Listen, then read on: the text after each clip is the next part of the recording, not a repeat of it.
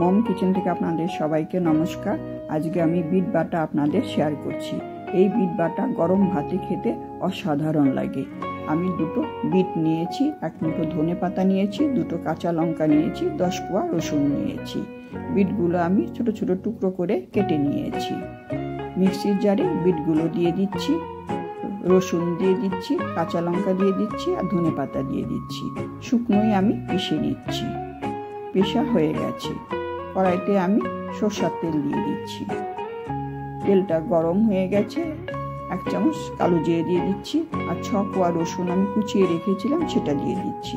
দিয়ে রসুনটা আমি লাল করে ভেজে নিচ্ছি, তাহলে বিটের যে একটা গন্ধ হয় সেটা হয় না। রসুনটা লাল করে ভাজা হয়ে গেছে, বিট বাটা দিয়ে দিচ্ছি। দিয়ে তেলের মধ্যে ভালো করে ভেজে নিচ্ছি। আমার চ্যানেলে নতুন বন্ধু হয়ে থাকলে চ্যানেলটা সাবস্ক্রাইব করার অনুরোধ রইল। পাশে থাকা বেল আইকন অবশ্যই প্রেস করে দেবেন। পরিমাণ মতো নুন দিয়ে দিচ্ছি। নুনটা বিট বাটার সাথে ভালো করে মিলিয়ে দিচ্ছি। আপনারা এইভাবে একবার বিট বাটা খেয়ে দেখবেন, গরম ভাতে খেতে খুবই ভালো লাগে। 5 মিনিটের জন্য ঢাকা দিয়ে দিচ্ছি। বিটটা কাঁচা তো সেজন্য সেদ্ধ হয়ে যাবে। 5 মিনিট হয়ে গেছে, ঢাকা উঠিয়ে নিচ্ছি। বিটটা আমি ভাজা ভাজা করে নিচ্ছি।